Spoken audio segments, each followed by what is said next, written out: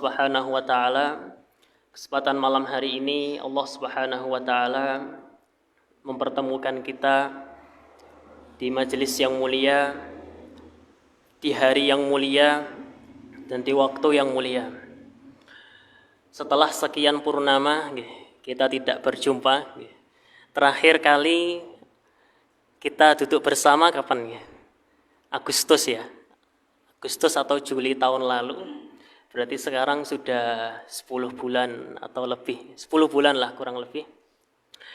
Alhamdulillah Allah Subhanahu wa taala perjumpakan kita pada malam hari ini di hari yang mulia, di hari-hari yang terbaik sepanjang masa.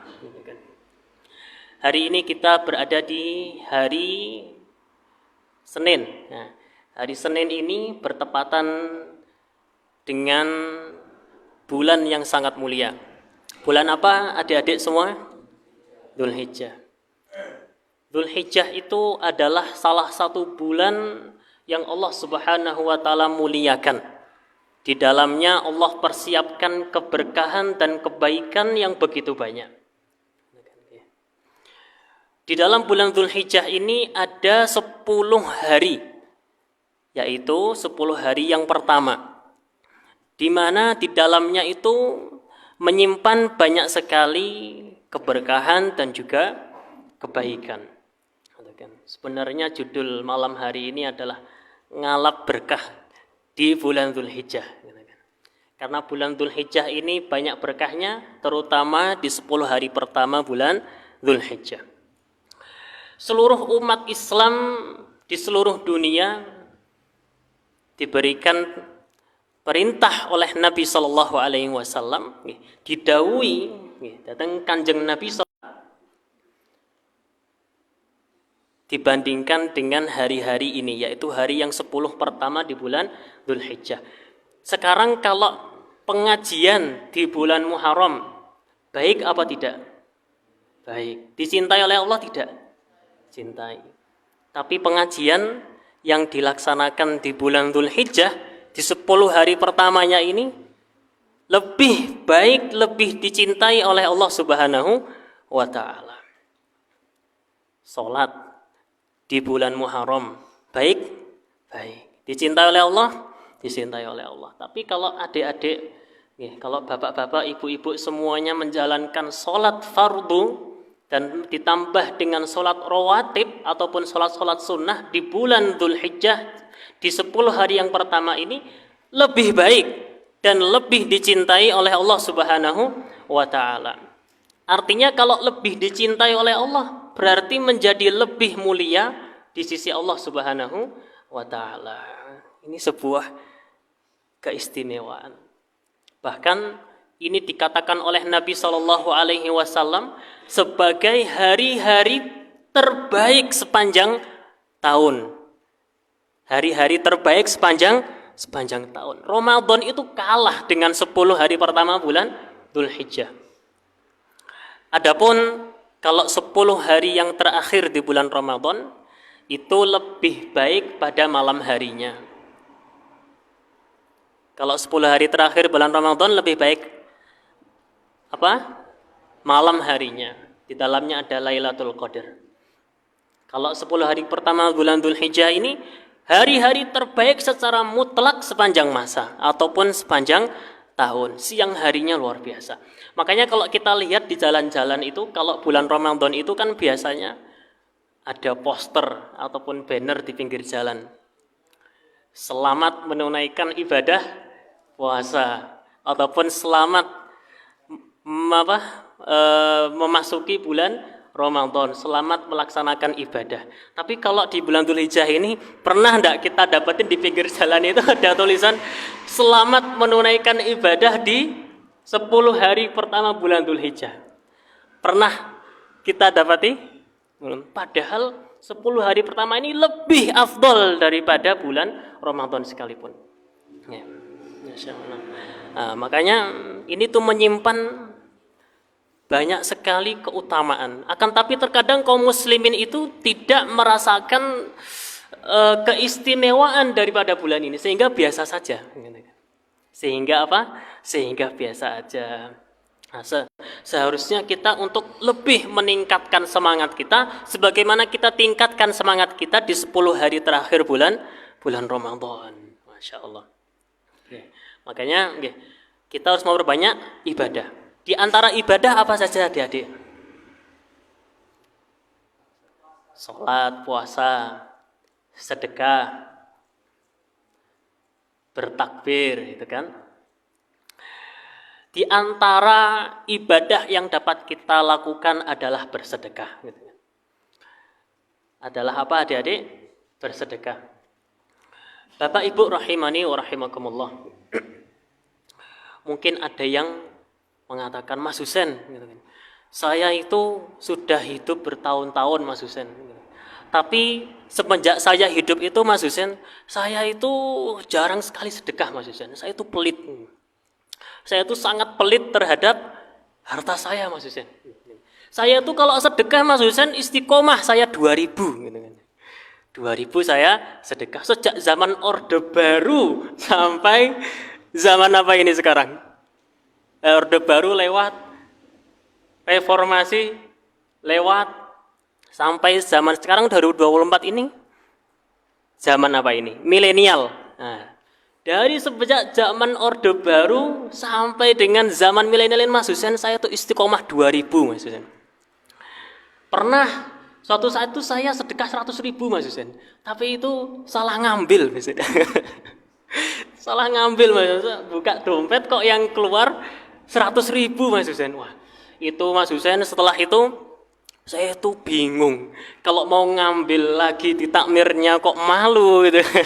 Tapi kalau nggak diambil kok badannya adem panas gitu kan. Lah ini kesempatan kita untuk merubah ini, ataupun kesempatan kita untuk memperbaiki diri kita, memperbanyak sedekah di musim-musim kebaikan gitu kan. Allah Subhanahu wa taala itu menjadikan ada musim-musim kebaikan. Selain 10 hari pertama bulan Dzulhijjah, ada musim kebaikan apa lagi? Ada bulan Ramadan.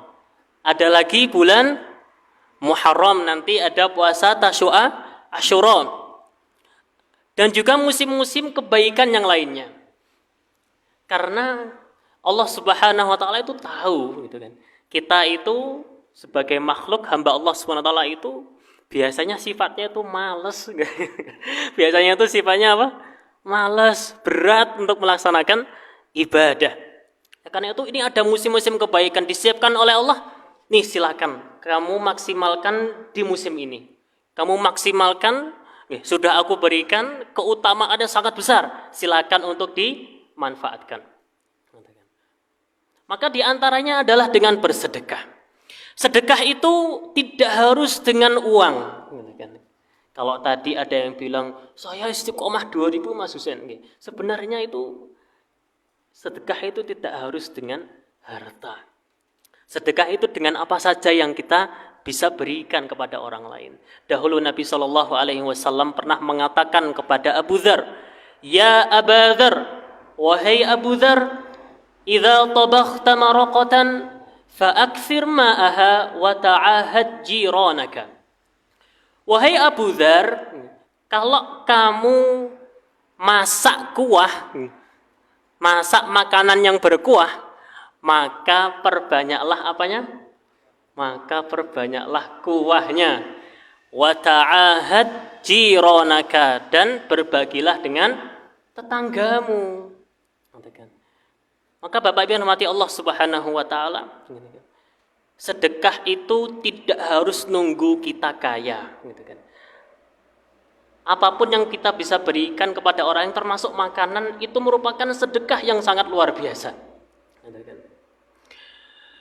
Bapak Ibu rahimani wa rahimakumullah, gitu kan. Dan sedekah yang paling afdol yang dikeluarkan di 10 hari pertama bulan Dzulhijjah ini adalah sedekah kurban. Sedekah yang paling afdol yang dikeluarkan di 10 hari pertama bulan Dzulhijjah ini adalah sedekah apa? Sedekah kurban.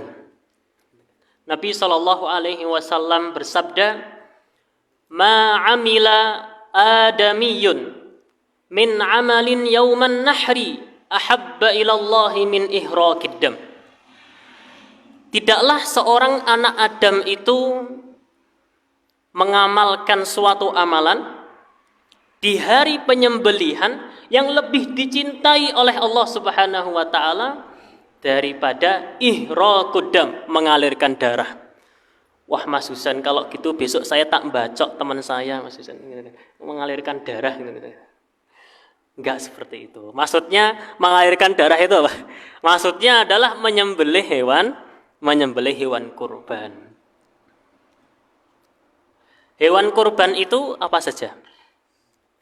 Hewan kurban itu yang termasuk dalam bahimatul an'am itu ada unta, ada sapi, dan ada kambing.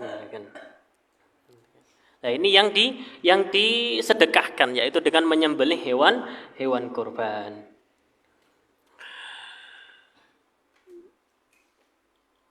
Kemudian ketika kita menyedekahkan hewan kurban kita, berapa yang kita sedekahkan? Mas Husain, kok ada yang bilang kalau kita kurban maka kita makan sepertiga, kita simpan sepertiga, dan kita sedekahkan sepertiga. Itu bagaimana Mas Husain? Bapak Ibu rahmati Allah Subhanahu wa taala, Nabi sallallahu alaihi wasallam bersabda, "Kulu wa at'imu waddakhiru." Kulu, makanlah. Waddakhiru, simpanlah. Wa at'imu, makanlah. Wa at'imu, beri makanlah. Artinya bersedekah. Jadi ada yang dimakan, ada yang disimpan, dan ada yang disedekahkan. Datang seorang simbah membawa kambing. Mas Takmir, ini saya bawa kambing. Wah, Masya Allah Mbah, panjenengan ngersake pripun? Ini kambingnya mau diapakan? Ini buat hewan kurban Mas. Nggih Mbah, siap. Terus panjenengan nanti mau ngambil bagian apanya Mbah? Saya mah sampil aja Mas, paha. Tapi paha kanan kiri depan belakang Mas. Boleh enggak kira-kira kalau kita minta request, permintaan yang kita ambil itu paha, kanan, kiri, depan, belakang? Boleh enggak? Boleh kalau enggak punya malu. Boleh nek ra duwe izin ya boleh.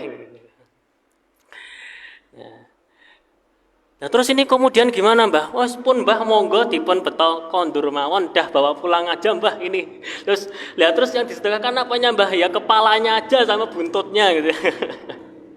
Ya jadi kalau ikut sabda Nabi Shallallahu Alaihi Wasallam, ada yang dimakan, ada kemudian yang disimpan, dan kemudian ada yang disedekahkan. Bapak Ibu rahimani wa rahimakumullah. Mas Husain, sebenarnya itu saya tuh kepingin untuk kurban Mas Husain tahun ini. Saya tuh udah dalam hati tuh udah angen-angen sejak lama saya pengen kurban tahun ini, udah niat banget. Tapi apalah daya Mas Husain. Tangan ingin memeluk gunung, tapi apa daya tak sampai. Gitu kan. Niat ingin memeluk gunung, tapi apalah daya tangan tak sampai. Celengan saya itu belum banyak Mas Husain, masih ya 1,5 juta belum ada Mas Husain gitu kan. Terus gimana Mas Husain, saya tuh kepingin bangun untuk sedekah kurban tahun ini. Tenang mawon bapak-bapak, ibu-ibu dan adik-adik semuanya gitu kan. Tenang saja. Ternyata syariat Islam itu sudah memberikan kemudahan yang sangat luar biasa kepada umatnya. Nabi Shallallahu Alaihi Wasallam bersabda, yujzi'ul jaza'u minad-dha'ni dhahiyah. Yujzi'ul jaza'u minad-dha'ni dhahiyah. Adik-adik artinya apa? Yujzi, cukup dianggap sah. Al-jaza'u yaitu al-jaza' minad-dha'ni, dari dha'an itu sebagai hewan sembelihan kurban. Nah, kita ingin mengenal istilah-istilah hewan kurban di sini.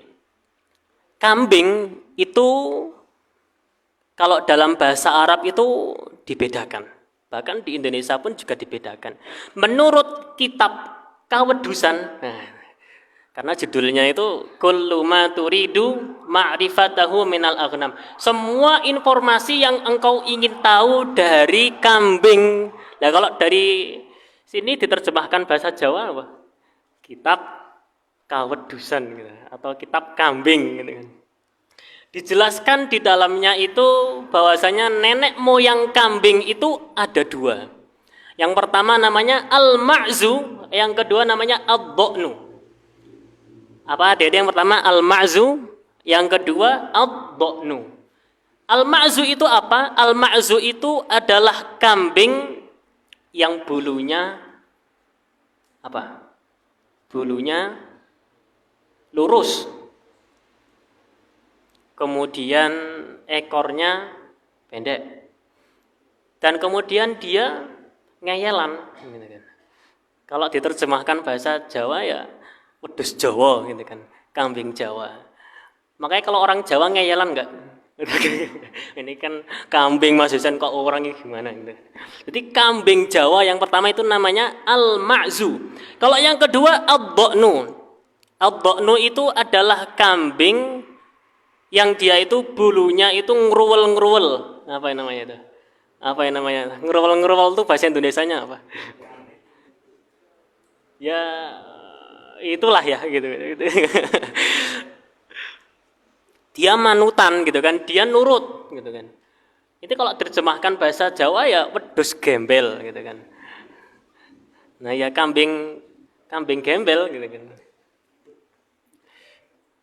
Kalau bahasa Indonesianya apa berarti? Domba. Nah, domba. Lah ini nenek moyang kambing dua ini gitu kan. Lah Nabi SAW bersabda yujzi'ul jaza'u minadh-dha'ni dhahiyah. Al-jaza' dari dha'n. Dha'n berarti yang apa tadi? Yang domba, yang Jawa, yang apa? Yang gembel, yang wedhus gembel. Yujzi'ul jaza' yang usia dha'n ini sudah mencapai jaza'. Jaza' itu adalah yang telah sempurna 6 bulan. Jadi domba yang usianya 6 bulan itu sudah boleh untuk disembelih sebagai hewan kurban. Tapi kalau kambing Jawa dia harus 1 tahun. Kalau kambing Jawa berapa tahun? 1 tahun. Kalau kambing gembel, domba 6 bulan. Kalau sapi 2 tahun. Kalau unta 5 tahun. Udah pinter Masya Allah. Dan kemudian para ulama itu bersepakat bahwasanya kurban itu tidak harus laki-laki. Jadi hewan perempuan, kambing perempuan, sapi perempuan, boleh enggak? Boleh. Ulama bersepakat boleh. Nah sekarang saya pertanyaan kepada bapak-bapak, kambing ataupun domba, wedhus gembel yang umurnya 6 bulan dan kemudian dia perempuan di Purworejo harganya berapa? Pinten bapak-bapak? Kambing, domba, wedhus gembel 6 bulan wedok itu di Purworejo harganya berapa? Kalau tidak salah itu harganya kalau pinter nawar ya bisa 800.000 udah dapat. 900, 800 itu mungkin udah dapat. Tadi yang bilang Mas Husain saya celengannya masih 1.500.000 Mas Husain, ini solusinya. Bisa kurban dengan hewan dengan sifat seperti sudah sah. Jadi syariat Islam itu memberikan kemudahan yang sangat luar biasa kepada umatnya, Masya Allah. Jadi kalau diurutkan secara yang paling afdol, sebenarnya yang paling afdol urutan pertama itu adalah kurban 1 unta untuk 1 orang. Kemudian sapi 1 untuk 1 orang. Kemudian wedhus gembel 1 untuk 1 orang. Baru kemudian wedhus Jawa, kambing Jawa 1 kambing untuk 1 orang. Baru kemudian 7 bagian unta. Baru yang kemudian yang terakhir adalah 7 bagian sapi gitu kan. Jadi kalau ada orang menyembelih satu wedhus gembel yang usianya 6 bulan dan dia perempuan, gitu. Berarti kalau dari ini dia lebih afdol daripada yang 7 bagian sapi. Tapi kalau orang sekarang kan, wah, saya nyari enake Mas Husain gitu. Saya sukanya itu daging sapi, ya, nggih monggo gitu. Tapi kalau untuk afdolnya, urutannya seperti tadi. Ini bisa difahami, nggih. Bapak-bapak niki saged difahami nggih. Ibu-ibu saged nggih. Loh kok mendel mawon, diam aja. Santri-santri bisa difahami? Bisa, alhamdulillah. Nah. Allah Subhanahu wa taala berfirman, "Inna a'tainakal kautsar, fashalli li rabbika wanhar, inna syani'aka huwal abtar." Allah Subhanahu wa taala berfirman, "Inna, sesungguhnya kami telah memberikan kepada engkau wahai Muhammad nikmat yang begitu banyak tak terhingga. Fasholli li rabbika wanhar, maka dirikanlah salat, wanhar, dan sembelihlah hewan kurban." Ini perintah siapa? Perintah Allah Subhanahu wa taala. Kalau seandainya Pak Presiden Jokowi memerintahkan, "Woi, rakyat-rakyatku semuanya, wajib hukumnya untuk menyembelih," ataupun Sultan Hamengkubuwono ataupun Pak Bupati Purworejo memerintahkan semua rakyat Purworejo wajib untuk menyembelih kurban, kira-kira di situ banyak yang kurban apa mboten? Banyak. Ini yang memerintahkan bukan Pak Presiden, bukan Pak Bupati, juga bukan Sultan Hamengkubuwono, tapi yang memerintahkan ini adalah Allah Subhanahu wa taala. Allah Zat yang Maha Esa, Allah yang menciptakan langit dan bumi, Allah yang mengatur alam semesta ini, yang memberikan rizki kepada kita semua. Allah Subhanahu wa taala memerintahkan untuk menyembelih. Nabi Shallallahu Alaihi Wasallam itu dahulu 10 tahun di kota Madinah, beliau tidak pernah meninggalkan ibadah kurban. Ada seorang perempuan janda, dia tidak punya suami, kerjaannya itu setiap hari hanya di jalan, mungut-mungut jalan, tapi luar biasa. Perempuan janda ini dia mampu untuk menyembelih tiap tahunnya, untuk berkurban di hari raya Idul Adha pada setiap tahunnya. Padahal dia kalau dari secara ekonomi, kalau kita lihat sehari-harinya, kira-kira termasuk yang mampu apa tidak? Nah, kita ini merasa malu apa tidak sekiranya kepada perempuan janda ini, Masya Allah. Nah, makanya bagi siapa yang memiliki kemampuan untuk berkorban, maka kurbanlah. Sedekah terbaik di 10 hari pertama bulan Dzulhijjah ini adalah sedekah nopo, bapak-bapak, ibu-ibu? Sedekah kurban. Ini adalah sedekah yang paling afdol yang dikeluarkan di 10 hari pertama bulan Dzulhijjah. Mas Husain, kita kan disyariatkan untuk makan hewan kurban sembelihan itu di hari raya Idul Adha, Mas Husain. Cuman saya itu punya penyakit ludiro inggil, Mas Husain. Ludiro inggil itu kalau diterjemahkan bahasa Indonesia apa? Ludiro itu darah, inggil itu tinggi, berarti ludiro inggil itu apa? Penyakit darah tinggi, Mas Husain. Saya tuh kepingin sebenarnya makan kambing, tapi kok saya punya darah tinggi, Mas Husain. Gimana ini? Nah, Bapak Ibu, Nabi Shallallahu Alaihi Wasallam itu dahulu yang paling beliau sukai adalah bagian sampil atau pahanya. Jadi Nabi itu yang dimakan itu apa? Bagian paha, sampil. Nah, kalau orang zaman sekarang yang dimakan apa? Ya paha, ya sampilnya, ya jeroannya, ya kepalanya juga dimakan, buntutnya juga dimakan kan? Semuanya dimakan. Dan yang kedua, Bapak Ibu, Nabi SAW itu kalau masak tidak pakai minyak. Nah, kalau minyak itu kan bisa menyebabkan kolesterol. Kolesterol niku nanti darah tinggi ya Bapak Ibu. Lah terus gimana Mas Husen?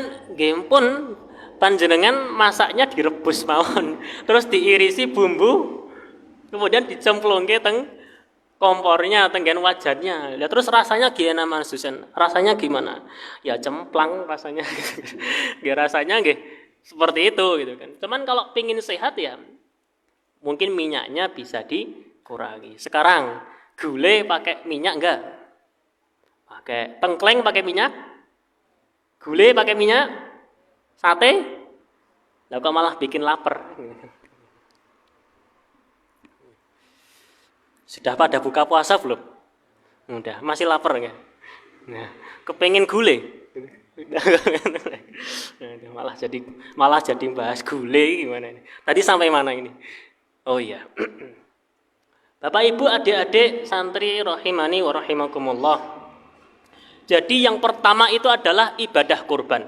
Kurban itu adalah sedekah yang dicintai oleh sesama makhluk juga. Kalau kita berkurban, tetangga kita kalau kita sedekahi hewan kurban seneng apa enggak? Seneng. Selama orang itu nyah-nyoh gitu kan. Gampangan memberi, tidak berat tangan, tidak pelit untuk memberi kepada orang lain, dia akan dicintai oleh orang lain meskipun orang tersebut ahli maksiat. Betul apa enggak? Betul ya.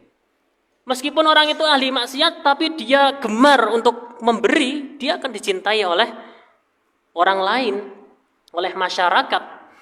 Lah kebalikannya, kalau ada orang sudah naik haji, gelar hajinya itu sampai enggak cukup. Kalau dibaca itu ya ha ha ha ha ha ha ha. Ya saking banyaknya itu kan ya gelarnya sampai nggak cukup itu ha ha ha. Semeskipun gelar hajinya itu sampai nggak cukup, tapi dia orangnya pelit, dicintai oleh orang lain? Enggak.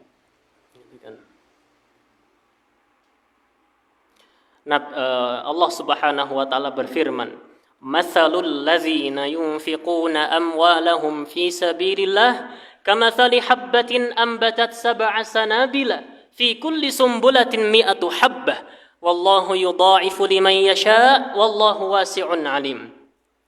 Perumpamaan orang-orang yang menginfakkan harta mereka di jalan Allah, kamathali habbatin. Kalau diterjemahkan bahasa Jawa, kaya dene gabah siji nuwuhake pari 7 lenjer. Saben pari sak lenjer nuwuhake gabah cacahe 100. Itu kalau terjemahannya Indonesia gimana?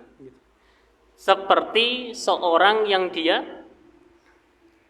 apa? Seperti 1 biji yang menumbuhkan 7 tangkai, dan setiap tangkai menumbuhkan 100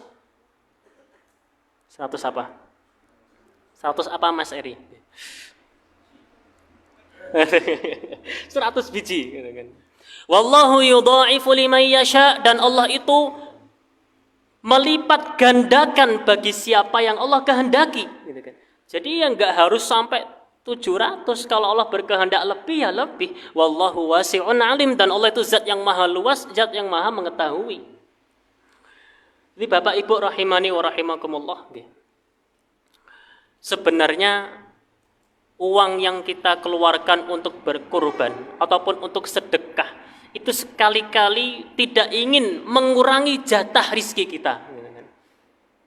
Malah ketika kita mengeluarkan ini menjadi sebab harta kita itu semakin barokah.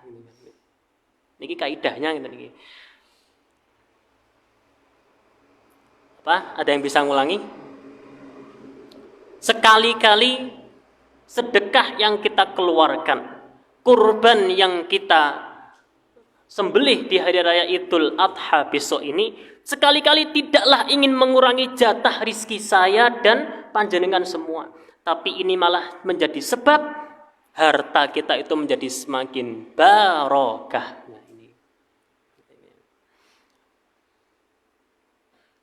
Kurban 2 juta itu kira-kira uangnya nambah apa kurang? Mas Husain, saya itu udah mengeluarkan kurban Mas Husain 2 juta. Saya beli kambing harganya 2 juta, tapi kok gantinya nggak kembali-kembali ya Mas Husain. Saya itu udah nunggu kembalinya Mas Husain, tapi kok katanya diganti kok nggak diganti Mas Husain. Bapak Ibu rahimani wa rahimakumullah. Wujud ganti dari Allah Subhanahu wa taala itu beraneka macam. Bisa jadi Allah Subhanahu wa taala itu mengganti dengan yang lebih baik. Yang kedua bisa jadi ditunda. Qadarullah. Qadarullah Pak Bejo kecelakaan. Hari kemarin Pak Bejo itu menyembelih hewan kurban senilai 2 juta rupiah. Qadarullah 1 bulan setelah Pak Bejo kurban, Pak Bejo ini mengalami kecelakaan, patah tulang, harus operasi. Biayanya berapa? 10 juta. Tapi kok ternyata Allah Subhanahu wa taala memberikan rezeki secara tiba-tiba 10 juta itu ada.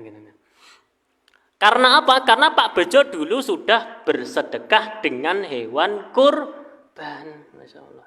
Jadi bisa jadi itu Allah Subhanahu wa taala itu mengganti dengan yang lebih baik. Atau yang ketiga bisa jadi dicabutnya musibah, bala dan juga cobaan dari seorang hamba. Dalam catatan takdir, Pak Bejo 1 tahun lagi akan mengalami jelungup. Mengalami jelungup itu gimana?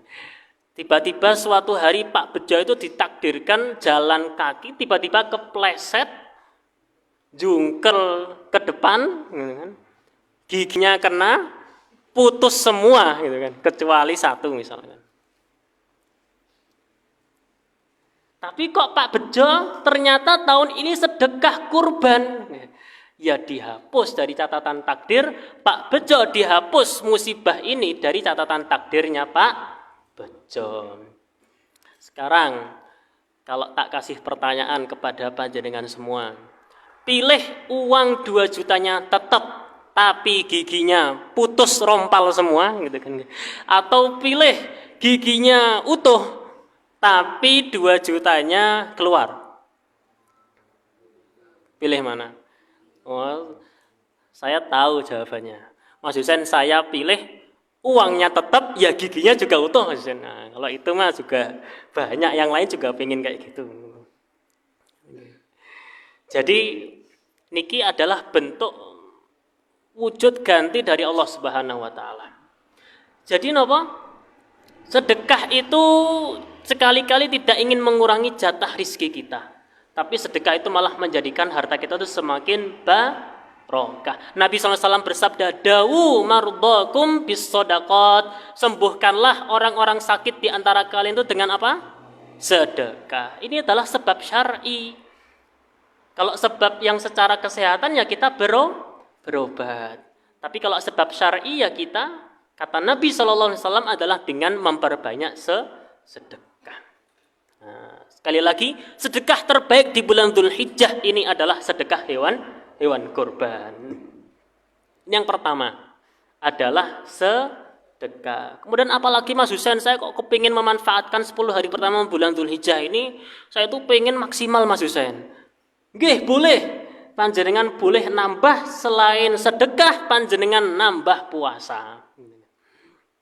Puasa. Boleh puasa dari tanggal 1 sampai tanggal 9.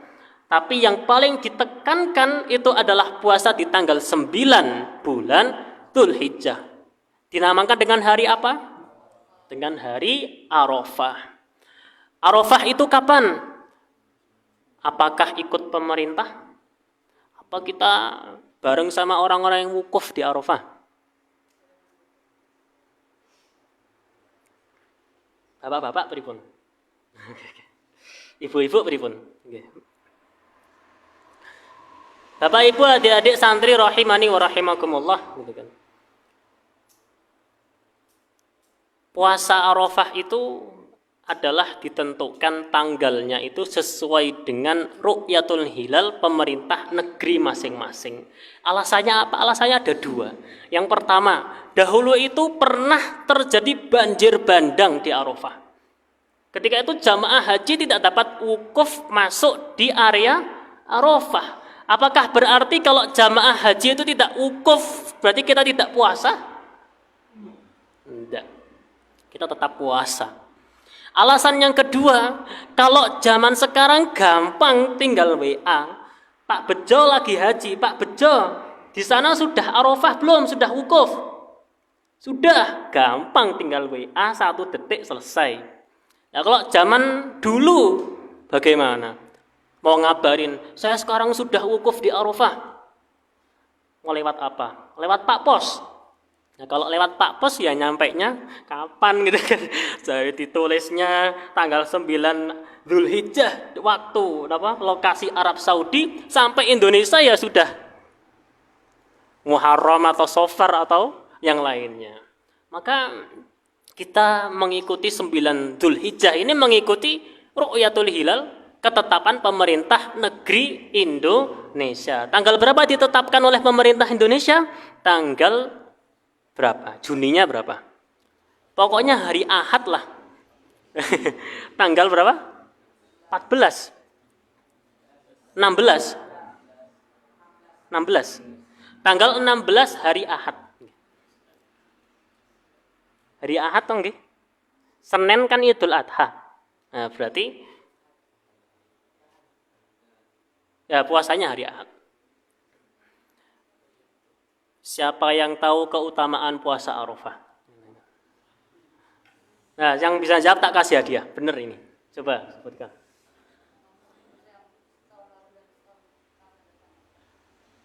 Betul?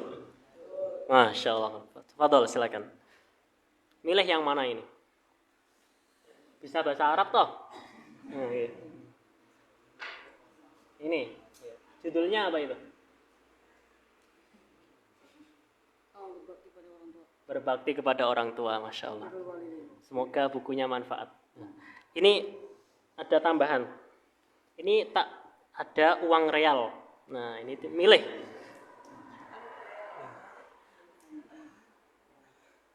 Rp10. Iya. Nanti ditukarkannya kalau antum sudah sampai sana. Iya. Pingin sekolah di sana enggak?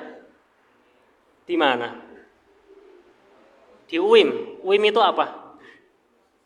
Universitas Islam Madinah. Semoga Allah kabulkan bisa sekolah di sana.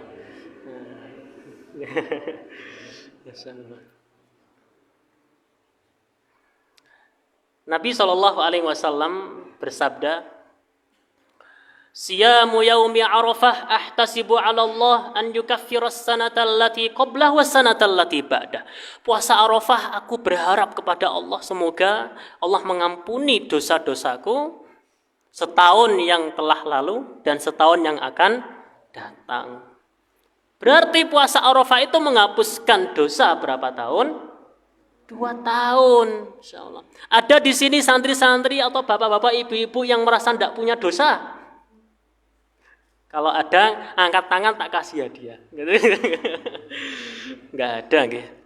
Semua kita ini adalah hamba-hamba Allah yang banyak dosanya. Lah mau enggak banyak dosanya gimana Mas Husain? Mau tadi pagi saja saya sudah kulaan dosa ya gitu. Lah mau tadi pagi saya itu pamitnya beli sayuran di perapatan kok gibahnya 3 jam ya Mas Husain. Ya sudah pagi-pagi sudah kulaan dosa ya gimana? Berarti kan kita ini adalah hamba-hamba Allah yang banyak dosanya, gitu kan. Nah, puasa Arafah ini dapat menghapuskan dosa selama 2 tahun.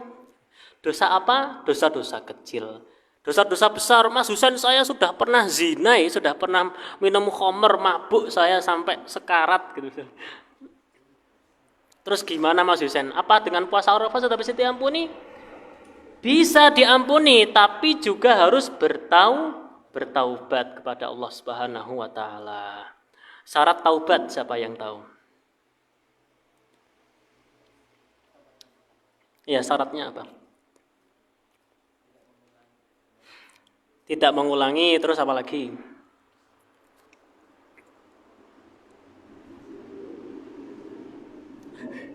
Wah, ini dibantu kerjasama, nanti dibagi dua berarti gini. Yang pertama, tak bantu nih. Yang pertama adalah menyesali. Yang kedua meninggalkan. Yang ketiga bertekad untuk tidak mengulang. Yang pertama harus menyesal. Yang kedua adalah ditinggalkan. Yang ketiga bertekad untuk tidak mengulangi lagi. Yang keempat, ya itu sudah cukup. Silakan. Semoga manfaat. Uangnya tinggal satu, silakan. Ya. Ini juga mau bukunya, malah uangnya tok yang diambil gimana?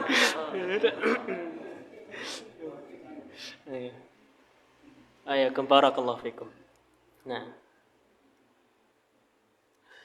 jadi ini yang kedua adalah puasa Arafah. Kalau kuat puasa tanggal 1 sampai tanggal 9 ya monggo.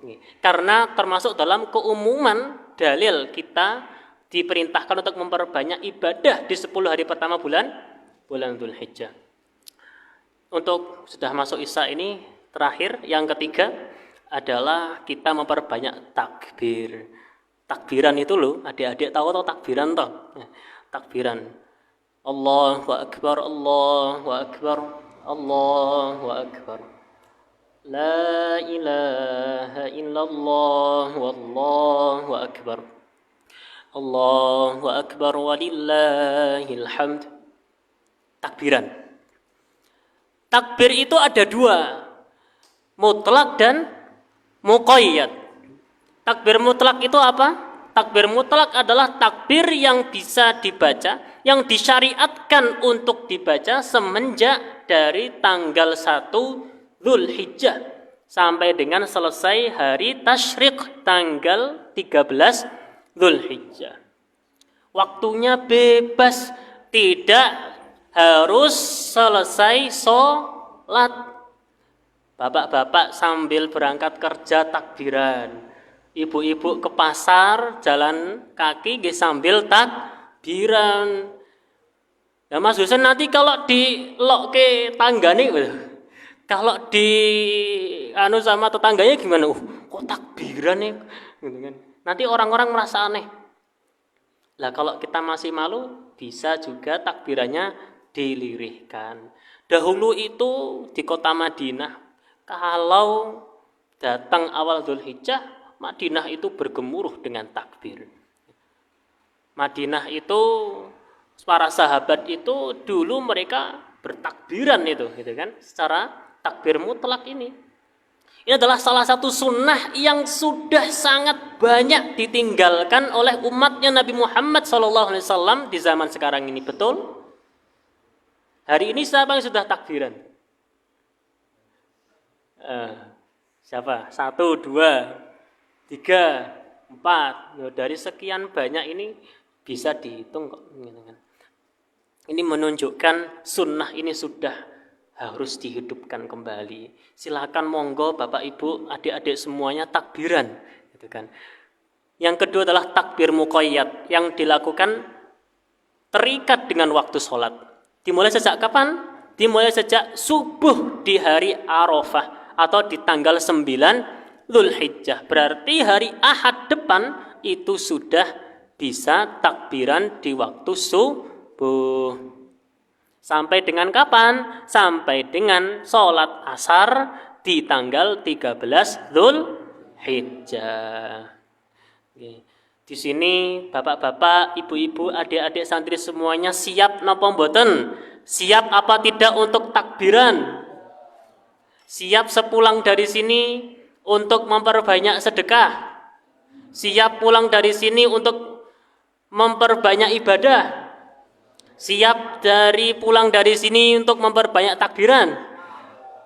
Manfaatkan momen ini untuk semakin kita dekat kepada Allah Subhanahu wa taala. Bayangkan ini itu seperti 10 hari terakhir dari bulan Ramadan. Kalau dulu kita ada itikaf toh nggih? Bapak-bapak dulu itikaf. 10 hari terakhir bulan Ramadan itikaf? Itikaf. Banyak bersedekah? Banyak bersedekah. nyari malam Lailatul Qadar bersemangat, gitu kan. Itu malam-malam terbaik sepanjang tahun.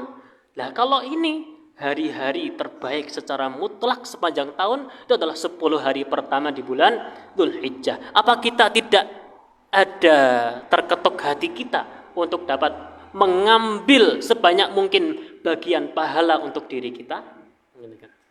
Nah, ini sedikit tentang ngalap berkah di bulan Dzulhijjah. Ibadah-ibadah yang lain bisa ditingkatkan. Sholat rawatib semakin dirutinkan.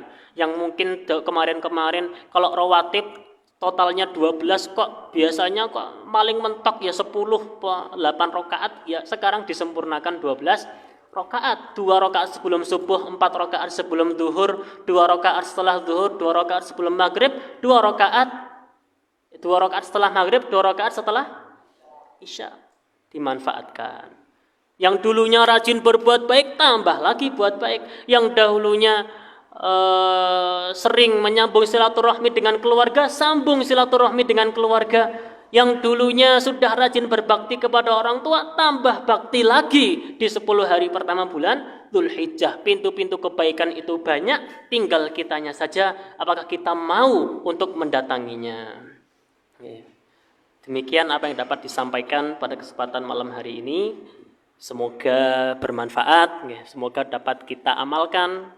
Semoga sepulang dari sini Allah Subhanahu wa taala tambahkan rahmat, taufik, keberkahan, bimbingan bagi kita semua. Semoga semakin menjadi hamba Allah yang soleh. Semoga semakin menjadi hamba Allah yang bertakwa. Semoga semakin menjadi hamba Allah yang dekat dengan Allah Subhanahu wa ta'ala.